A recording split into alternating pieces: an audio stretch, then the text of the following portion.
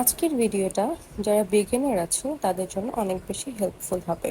আসসালামু আলাইকুম এভরিওয়ান। আজকে আমি আইব্রো একটা টিউটোরিয়াল শেয়ার করব তোমাদের সাথে, যেটা তোমাদের জন্য অনেক বেশি হেল্পফুল হবে যারা একদম বিগিনার আছো মেকআপে। আইব্রো করার জন্য তোমরা যে কোনো ধরনের পমেড অথবা আইব্রো জেল অথবা আইব্রো পাউডারও ইউজ করতে পারো। আমি এখানে একটা পমেড ইউজ করছি উইচ ইজ মরফি। আর লাগবে একটা স্পুলি আইব্রো ব্রাশ। আমি যে ব্রাশটা ইউজ করেছি এটা এক সাইডে স্পুলি আছে আর এক সাইডে একটা আইব্রো ব্রাশ আছে। আমি প্রথমে স্পুলিটাকে দিয়ে আমার আইব্রোটাকে খুব সুন্দর করে ব্রাশ করে নিচ্ছি, সো দ্যাট এটা আর্ট করতে অনেক বেশি হেল্পফুল হবে। তারপর অল্প অল্প করে আইব্রো পমেড থেকে প্রোডাক্ট নিয়ে আমার আইব্রোর একদম যে এজগুলো আছে সেই এজগুলো থেকে আমি আইব্রোটা আনা শুরু করছি।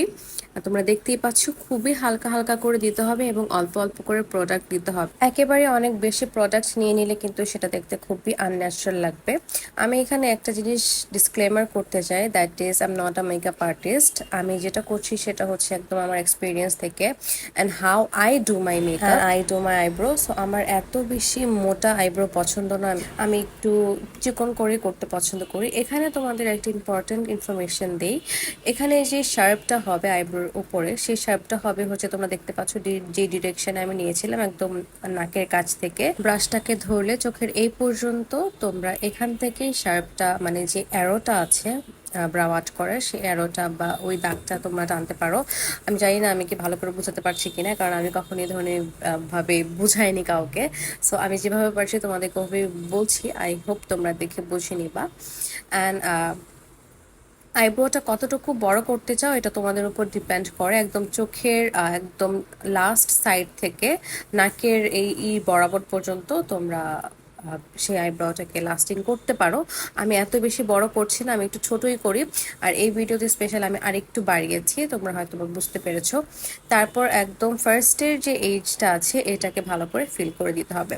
মানে আইব্রোর ওপরে আর নিচে তুমি দাগটা টানার পর মাঝখানে যে এজেসগুলো আছে একটু যেগুলো ফিল আপ করা নেই ফাঁকা, সেগুলো তুমি হালকা হালকা করে ওগুলো ব্লেন্ড করে দিতে পারো। আর এত বেশি প্রোডাক্টস নিয়ে ব্লেন্ড করা যাবে না, তাহলে কিন্তু অনেক দেখতে আনন্যাচারাল লাগবে।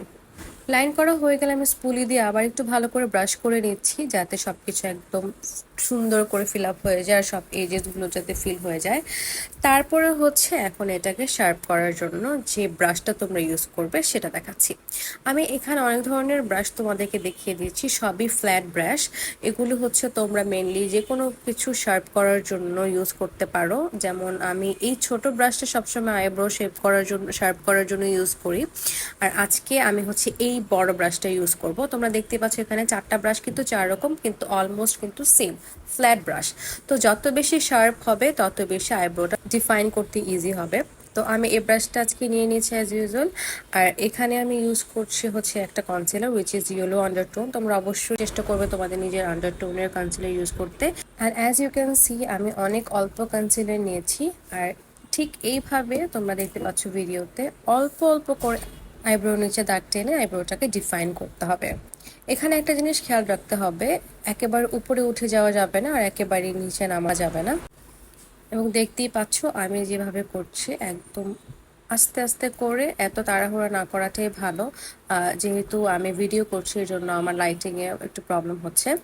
আমি নিচে ভালো করে শার্প করে ওপরের দিকটা চলে যাচ্ছি। ওপরে তোমরা চাইলে একদম লাস্ট থেকে স্টার্ট করতে পারো, যেখানে তোমাদের একটা অ্যারো শেপ যেটা হয় সেখান থেকে। তো আমি ওইখান থেকে সবসময় স্টার্ট করি। এবং আমি আবারও এখানে বলে নিচ্ছি, আমি কিন্তু কোনো প্রফেশনাল মেকআপ আর্টিস্ট না বা কোনো কোথাও থেকে শিখিনি। আমি একদমই আমার এক্সপিরিয়েন্স অ্যান্ড আমি যেভাবে নিজেরটা করি ঠিক সেইভাবেই তোমাদেরকে বলছি। এজন্য আমি হয়তো বা এত ভালো করে বোঝাতে পারছি কিনা আমি জানি না, বাট আই হোপ তোমরা দেখে বুঝতে পারবে এবং এটা তোমাদের জন্য অনেক বেশি হেল্পফুল হবে যারা বিগিনার আছো। উপরে নিচে দুই সাইডে আমার শার্প করা শেষ। এখন আমি নিচে যে লাইনটা টেনেছিলাম সেটা একটু ব্লেন্ড করে দিচ্ছি, এবং ব্লেন্ড না করলে কিন্তু এটা খুবই আনন্যাচারাল লাগবে। আমি দেখতেই পাচ্ছ আমি যে পর্যন্ত যেখানে কনসিলার নিয়েছিলাম তার নিচ পর্যন্ত, কিন্তু দ্যাট মিনস আমি আমার পুরো চোখেই কিন্তু যতটুকু কনসিলার আমার ব্রাশের মধ্যে ছিল ঠিক ততটুকু দিয়ে ব্লেন্ড করে নিয়েছি, এবং উপরেও ভালো করে ব্লেন্ড করে নিয়েছি যাতে কোনো হার্শ লাইন না থাকে এবং দেখতে যেন আনন্যাচারাল না লাগে। আর এখানে আমি আরেকটা কথা বলতে চাই, it's all about my experience, যে অনেকে একটা কাজ করে আইব্রো শেপ করার জন্য বা ডিফাইন করার জন্য নিজের স্কিন টোন থেকে 2, 3 বা 4 শেডের বেশি লাইট কনসিলার ইউজ করে, একদম সাদা যেটা থাকে। তো আমার কাছে যেটা মনে হয় সেটা খুবই আনন্যাচারাল লাগে দেখতে। কনসিলারটা যদি নিজের স্কিন টোনের মতোই হয় তাহলে দেখা যাচ্ছে যে আইব্রো শেপ না করা থাকলে যে এক্সট্রা যে হেয়ারগুলি আছে বা আইব্রো যে এইগুলো আছে সেগুলো হয়তো বা অনেকটাই রিমুভ হয়ে যায় বা অনেকটাই হাইড হয়ে যায়। তো তোমরা দেখতে পাচ্ছ আমি ভালো করে কনসিলার দিয়ে ব্লেন্ড করে কিন্তু পাউডার দিয়েও একটু সেট করে নিয়েছি, আর আমি একটু মাস্কারা লাগিয়ে নিয়েছি, এবং এটা হচ্ছে আমার final look. And as you can see আমি কিন্তু আমার ন্যাচারাল আইব্রো থেকে জাস্ট একটু ওপরে আইব্রো দাগটা টেনেছি। আর আমি যে সেটা ইউজ করেছি দ্যাট ওয়াজ ডার্ক ব্রাউন, একদম ব্ল্যাক না।